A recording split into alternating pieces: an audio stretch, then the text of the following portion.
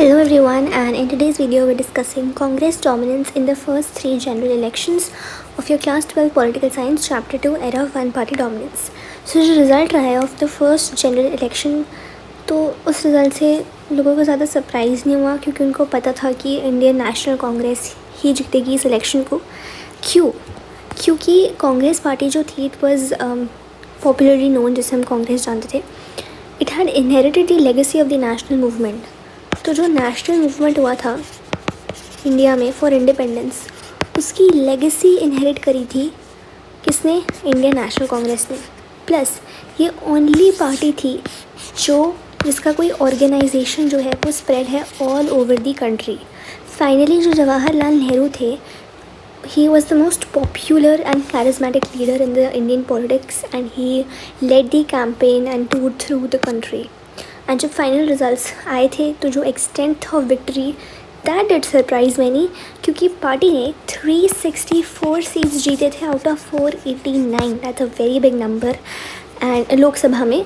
And it finished way ahead of any other challenger, that is communist party of India आई थी second, and उसने सिर्फ और सिर्फ 16 सीट्स जीती थी. तो अब 364 और 16 के बीच में तो बहुत बड़ा गैप है.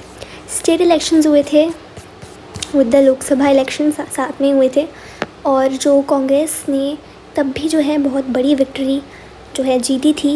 It won a majority of seats in all the states but except Travancore, Cochin जो कि आज केरला में है, मद्रास और उड़ीसा. तो इनको आप याद रख सकते हो from the mnemonic Tom. Travancore, Cochin, Orissa और मद्रास. यहाँ पे इनको मेजॉरिटी नहीं बनी थी, बट इवेंचुअली in states में भी the Congress formed the government. So the party ruled all over the country at the national and the state level, and as expected Jawaharlal Nehru became the prime minister after the first general elections. ठीक है.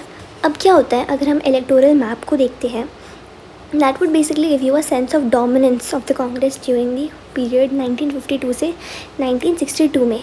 जो second general elections होते हैं 1957 में, और फिर जो third general elections होते हैं 1962 में, कांग्रेस ने मेंटेन किया है सेम पोजीशन में. लोकसभा विन करी है 3/4 ऑफ द सीट्स. ठीक है. कोई भी opposition party even 1/10 of the number of seats नहीं जीत पा रही थी. और फिर जो स्टेट असेंबली इलेक्शंस हुए थे कांग्रेस में, कांग्रेस ने it did not get a majority in few cases. सबसे सिग्निफिकेंट केस है केरला का इन 1957, जहाँ पे coalition led by CPI form करती है government. And apart from the exceptions like this, the Congress control the national and all the state governments. तो ये exception important है केरला का, ये मैप में भी आता है. अभी जो एक्सटेंट है victory of the Congress, it is artificially boosted by electoral system. अब हमारा इलेक्टोरल सिस्टम ऐसा है कि चाहे कांग्रेस कितनी ही टोटल वोट्स अर्न ना करे, but majority of the seats ज़रूर अर्न करती है. यानी क्यों हो पाता है? Because of the first past the post system, जहाँ पे क्या होता है कि जैसे इसमें एग्जाम्पल दिया बुक में 1952 का, कांग्रेस ने सिर्फ 45% वोट्स अर्न किए थे बट 74% सीट्स ले ली थी. एंड जो सोशलिस्ट पार्टी थी, जो कि सेकेंड लार्जेस्ट पार्टी थी in terms of votes, it secured more than 10% of the votes all over the country. तो ये first part the post system की वजह से होता है. And the system of elections that had been adopted in our country, the party gets more votes than others tend to get much more than its proportional share. मतलब अगर आपको proportional ये वाला जो सिस्टम है, ये हमने 11th क्लास की टेक्स्ट बुक में पढ़ा है. ठीक है.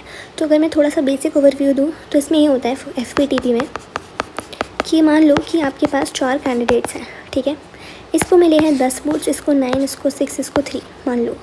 तो देखो इसको 9 वोट्स तो मिले हैं ना, ये सिर्फ 1 वोट से कैंडिडेट A जीत गया, सिर्फ 1 वोट से. लेकिन प्रोपोर्शनल रिप्रेजेंटेशन में क्या होता है कि अगर आपने 10 वोट्स जीते तो आपको उस प्रोपोर्शन में सीट्स मिलेंगी, है ना. बट हमारे में FPTP यूज़ होता है. तो ये जो सिस्टम है आर्टिफिशियली बूस्ट करता है victory of the Congress system. तो यहाँ पे कोई प्रोपोर्शनल शेयर काम नहीं करता हमारी कंट्री में. जिस पार्टी ने जितने वोट्स जीते हैं उस पार्टी में उतनी सीट्स मिलेंगे, ऐसा सिस्टम नहीं है. ठीक है. इसीलिए ये काम किया है कांग्रेस के फेवर में. क्लियर. लेकिन अगर हम ऐड करें जो भी नॉन कांग्रेस कैंडिडेट्स हैं तो वो ज़्यादा होंगे दैन दी कांग्रेस. ठीक है. कांग्रेस के वोट्स जो नॉन कांग्रेस के वोट्स थे वो जस्ट डिवाइड हो गए थे बिटवीन डिफरेंट ट्राइबल पार्टीज़ और कैंडिडेट्स.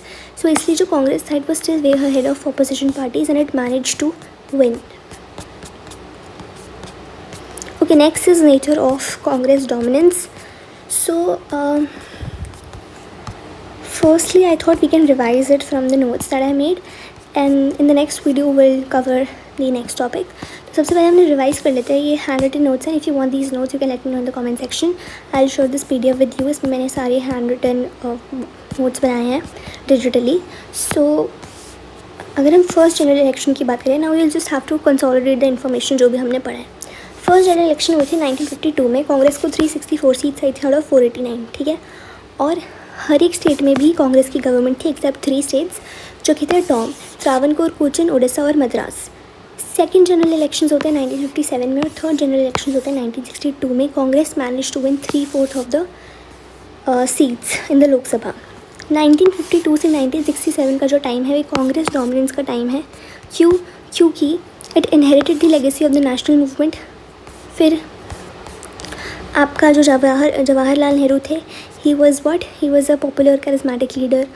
एंड जो पार्टी थी इतनी सीट्स वन करती है, यह सब हमने पढ़ लिया। State elections held with the Lok Sabha elections, rule all over the country. फिर 1957 में जो कांग्रेस है उसमें सेंट्रल गवर्नमेंट में आती है, स्टेट गवर्नमेंट में केरला एक CPI गवर्नमेंट, जो CPI लेड कोalition होता है, लीडर होते हैं EMS नंबूदरी-पद। वो जो है फर्स्ट कांग्रेस चीफ मिनिस्टर बनते हैं इंडिया के।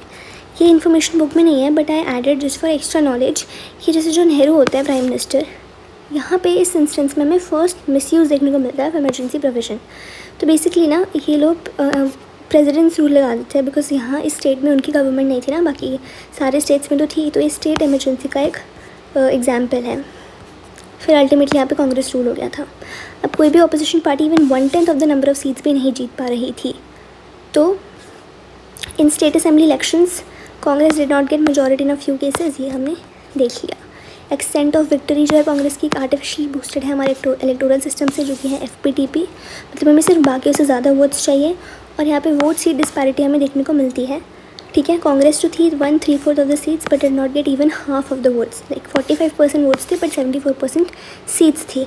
सोशलिस्ट पार्टी जो थी वो सेकेंड लार्जेस्ट पार्टी थी in terms of vote but secured more than 10% of votes, ठीक है। FPTP is what that worked in the favour of Congress. अब नेक्स्ट वीडियो में हम ये नेचर ऑफ कांग्रेस डोमिनेंस वाला पार्ट कवर कर लेंगे। या that's it for this video, thank you.